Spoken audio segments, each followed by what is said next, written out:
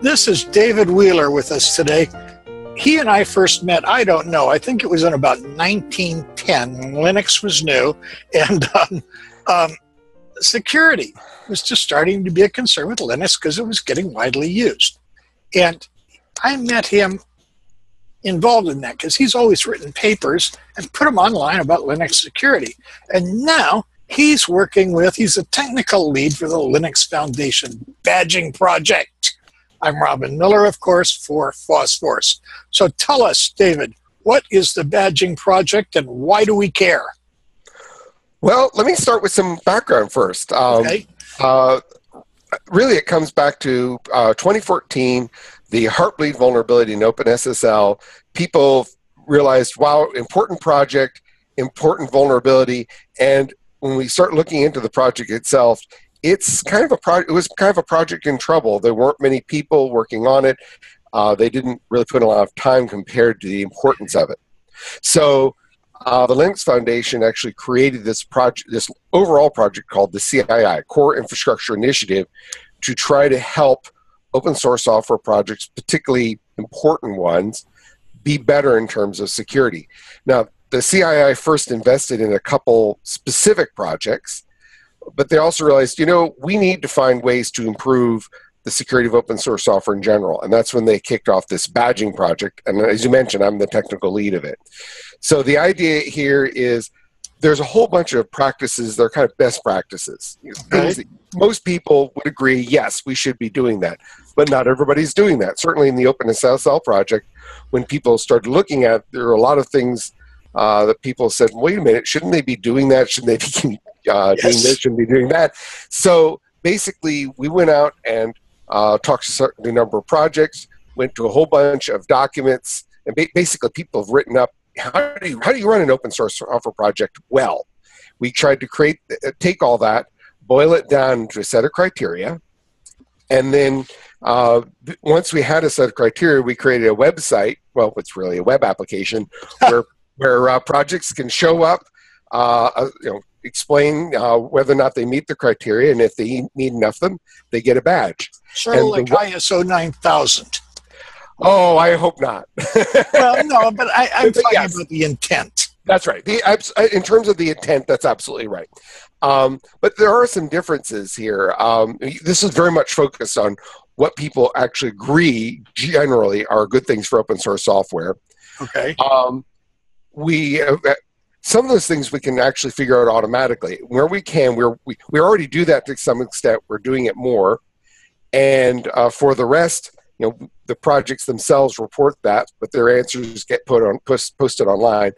And so it takes about an hour for projects to determine whether or not they meet the criteria. And if they do, as I said, they get a badge and they can show it off on their projects. And the reason, why do they care? I think there's two sides to that story. Okay. Well, most projects, you're spending time. You want to produce good stuff.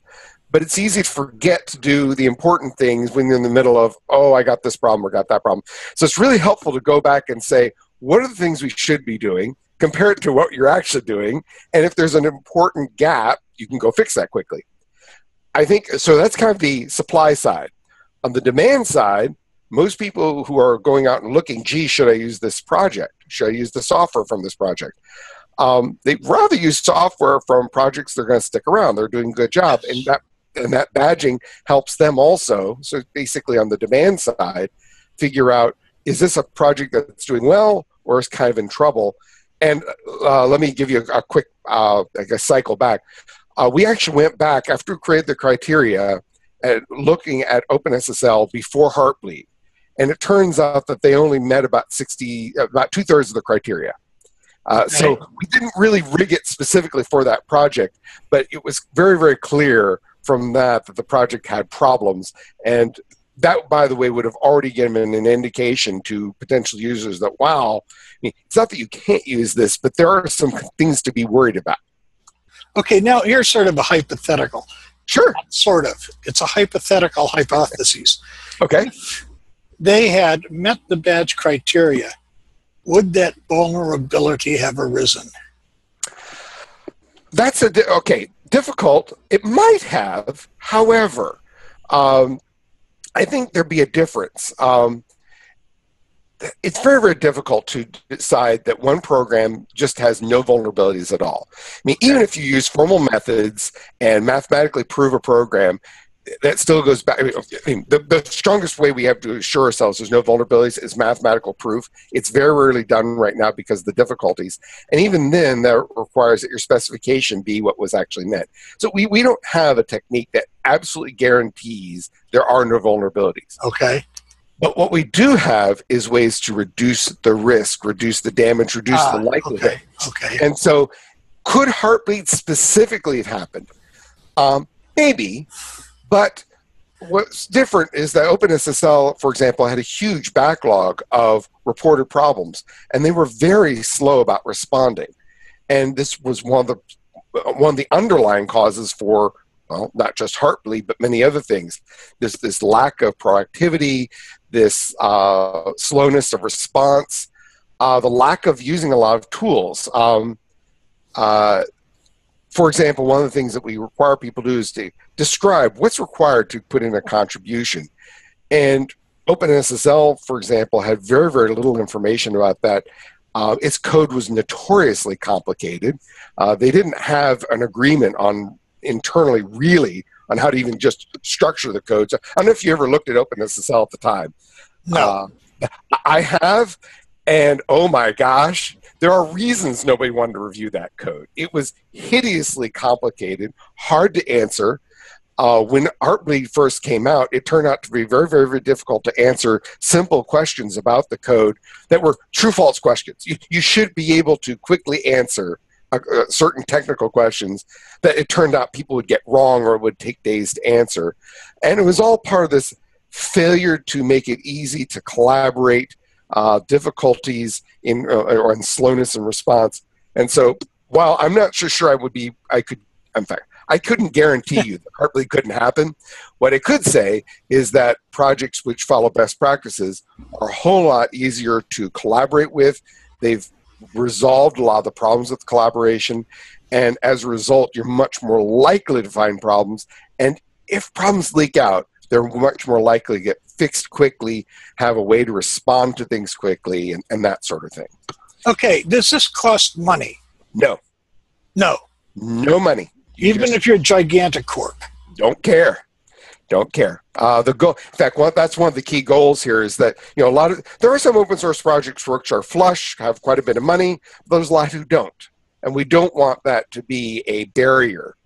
And in fact, we made sure the criteria themselves are things that you don't have to have a big bankroll to deal with. Okay. I think the one thing that I think historically might have required some money was HTTPS. But guess what? Well, with Let's Encrypt, you can get that for free. And the rest of them are frankly things like you should have a way to track bug reports. No. You'll be discouraged to know that there are folks who do not have any way of recording and tracking bugs. I am absolutely aware of this. Version control systems. I'm actually working with some projects. There's one project which was started a few years ago. It's very popular. It's good software. They don't use a version control system. What is wrong with you? Because without a version control system, it's very difficult to track. It's difficult to collaborate. And so these sorts of basics of track your versions, track the issues, tell everybody if I'm going to contribute, how do I do that? If I find a vulnerability, how do I report it? These aren't complicated. They don't cost money.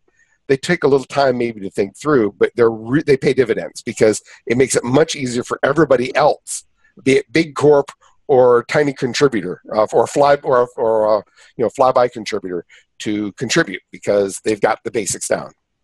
What you're saying is get a GitHub account, kind of, right? No, not necessarily. We have some automation, and a lot of it does specifically look for GitHub stuff because so many folks are on GitHub. But we don't require GitHub. We don't require Git. Okay. We intentionally tried to make it so we don't require a particular language. Now, there are some requirements which, you know, an obvious way to implement some of them is get a GitHub account or use Git, but you don't have to. Okay. But you need to have a way to do issue tracking. You need to have a way to do version control. And some ways I think are better than others, but it's hardly what we want to focus in are the real basic requirements, not the mechanism of how they get there. Okay. So who's taking, oh boy, excuse me, people, marketing buzzword alert, buzzword alert. What's the uptake like? Well, actually, I think it's been good. I would love it if everybody in the universe, every open source project in the world started their badge application tomorrow. But I actually was just looking at the statistics, and it's trending up and continuously trending up. We just got, I noticed that VLC for NFF, VLC and a couple other projects you're familiar with are just started getting a badge just a few days ago. The Linux, probably should quickly list some of the projects which already have badges. The Linux kernel, Node.js.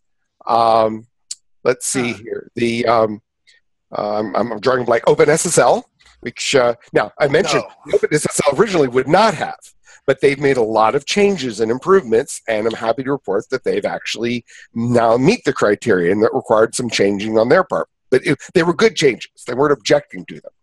Okay, no. One thing is, it sounds to me, but it sounds like the big applicability here is in, large-scale server/commercial use type projects rather than in desktop gamification. Oh no! Curl, for example, is another project that has the badge. They were actually one of the earlier ones. It's a relatively small program. Go grab a web page. Okay. But it's very good at that, and lots of people use it. And in fact, we really tried to make sure that it wasn't just for big or just for little projects. Now, I will say, I wouldn't use this for, say, an entire distribution. So, for example, I wouldn't apply it to, say, an entire Linux distribution or FreeBSD. I would instead apply it to particular projects within them. But we're trying to make it scale from small to large, and I think overall we've succeeded because really most of this stuff, they're the basics. It doesn't matter what size of the project is, even if it's small, you still should have a version control system. You should still have a way to do issue control. You should still have a way to communicate between people in the project. Now, your mechanisms may differ a lot. The Linux kernel way of doing things is really different than, say, curl. Yes. But that's okay.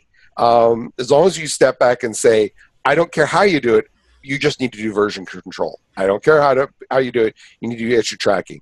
One of the other ones is you have to do static analysis. You've got to use some tool, presuming there's an open source tool that does it, to analyze your code, look for problems, fix stuff before it goes out. And it's those kinds of basics that really, really help fix problems before they happen. And if you do have problems, make it a lot easier to fix them later. I guess my thinking is, if I'm doing something curl or something else that's just going to live on my little crappy desktop and isn't, critical for any kind of super mission or anything, I'm not running, believe it or not, a Mars lander from my home office. I know many people refuse to believe this, but it's true. Okay. But if I was a contractor, an IT contractor, and I was building a new system for a financial company or putting in a new website back end for Macy's, I would probably really consider that badge to be the mark.